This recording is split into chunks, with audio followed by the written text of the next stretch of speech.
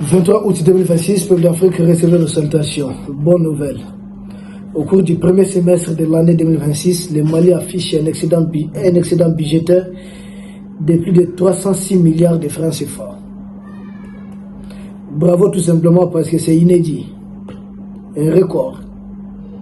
Nous saluons au passage le ministre de l'économie et des finances, M. Lucien Sanou. Nous saluons évidemment l'ensemble du gouvernement et surtout son excellence, le président Assimi Goïta, pour avoir fait confiance à cet homme compétent comme ministre de l'économie et des finances. 306 milliards. Peuple d'Afrique, excédent budgétaire. Autrefois, nous, on était habitués à entendre parler des déficits. Toujours que ça manquait quelque chose. Déficit budgétaire. Maintenant, là, nous parlons enfin d'excédent budgétaire. On avait tablé sur un truc, voilà. Mais là, nous sommes à plus de 306 milliards. Bravo. C'est dû en grande partie à cause de nos recettes douanières, d'accord, mais les impôts et surtout, c'est que les trolls ne disent pas, à cause des réformes minières qui ont été engagées.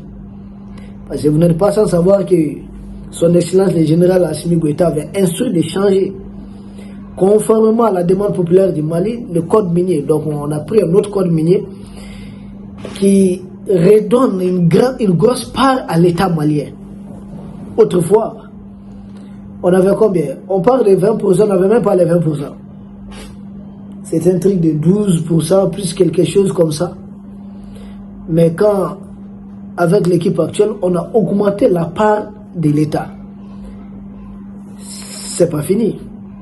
On est en train de nationaliser. Vous savez, quand les autres étaient là, ils privatisaient au compte des multinationales, des entreprises étrangères. C'est comme ça qu'ils ont détruit notre chemin de fer. Mais jusque-là, à ce niveau, nous sommes en train de récupérer, nous sommes en train de réparer à présent tout ce qu'ils ont eu à commettre comme dégâts. Donc nous sommes en train de nationaliser progressivement. Et cette nationalisation aussi porte ses fruits. Autrefois, notre or là, notre sous-sol était détruit inutilement. On ne gagnait pas grand-chose. Maintenant, non seulement on gagne, et puis son excellence le président Assimi Goïta, il a instruit. Il faut une raffinerie d'or au Mali, avec une capacité de 200 tonnes. Ça dépasse largement la production du Mali. C'est à peu près l'ensemble de la production d'Afrique de l'Ouest. On va faire beaucoup de recettes. Ça commence à porter ses fruits. Au début, peut-être on était impatient, il y avait beaucoup de choses à faire. Mais avec le temps, tout commence à rentrer dans l'ordre petit à petit. Au début, on demandait il faut consentir beaucoup de sacrifices. 306 milliards, ça c'est du côté économique. Raffinerie d'or en cours. Même la crise énergétique, actuellement, nous sommes en train de stabiliser progressivement. Bamako, la plus grande ville du Mali, certes le Mali ne se limite pas à Bamako. Mais les grandes villes, ça commence à être stabilisé progressivement. Il y a plus d'électricité aujourd'hui à Bamako que dans certaines capitales, encore sous tutelle de la jeune française, et qui ne connaissent même pas des sanctions hautes. Mais tout seul malheur, c'est d'être administré par la jeune française. Ici, l'électricité, par endroit même, c'est 24 sur 24. Il y a combien de capitales en Afrique de l'Ouest qui n'ont pas l'électricité 24 heures sur 24. Mais pourtant, sous tutelle de la jeune française, mieux vaut se libérer, s'émanciper. Avant de commencer à mettre les choses en ordre comme ça, ils nous ont fatigués. Ils voulaient même pas, ils n'ont pas l'électricité, ils n'ont pas le courant, ils n'ont pas ça. Maintenant là, le discours a changé. Est-ce que vous entendez parler de ça encore? Ça commence à être direct. C'est petit à petit qu'on va... Tout d'un coup, on chasse la jeune française. Les gens voulaient que 24 heures après avoir expulsé la jeune française, que tout soit normal. Mais c'est pas comme ça. Il y a un temps pour expulser et un temps pour commencer de réparer les dégâts. Nous, notre énergie par le passé, ça a été privatisé. Bouygues, là, les milliardaires français, là, avaient même acheté notre énergie, avec une grosse part. Comment on peut un secteur aussi clé privatiser? À présent, il y a des pays en Afrique de l'Ouest, leur secteur énergétique là, ils savent qui tient les actions là-bas. Et après, les gens commencent à créer. L'électricité est très chère, on ne peut pas payer la facture. Vous êtes en train d'enrichir des multinationales. Pour nous, c'est géré par les Maliens.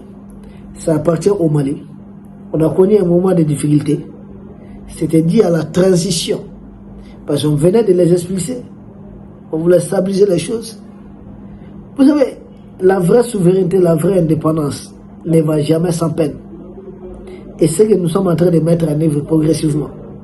Ça prendra peut-être le temps nécessaire, mais sur beaucoup de terrains, les gens commencent à sentir un ouf de soulagement. Même sur les terrains militaires. Beaucoup de localités libérées.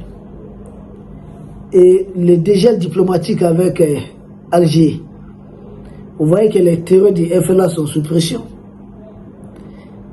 D'après des informations reçues, 22 militaires maliens encore libérés contre seulement 8 terreurs.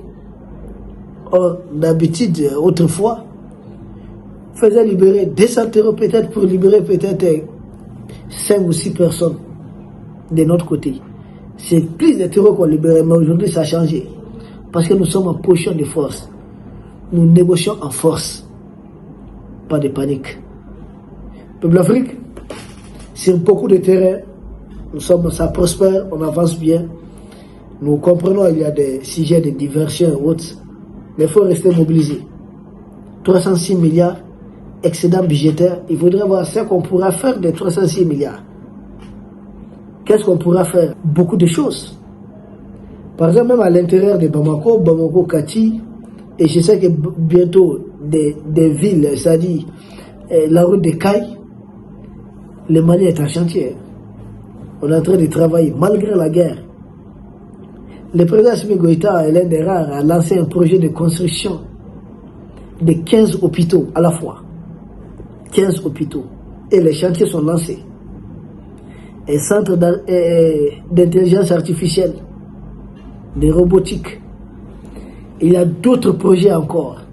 Donc des 306 milliards. On a beaucoup à faire. Même notre truc là, la crise énergétique qui est en train de régler progressivement, pourra être derrière nous. Avec 306 milliards. Vous voyez, au Mali, il y a certains traitements qui commencent à être gratuits. Les choses commencent à bouger petit à petit, petit à petit. On va stabiliser ça. Ça prendra le temps nécessaire. Mais petit à petit, on va essayer de tout stabiliser. Pour l'Afrique, on reste serein. 306 milliards d'excédents budgétaires, c'est à saluer et c'est encourageant. Merci et à très bientôt.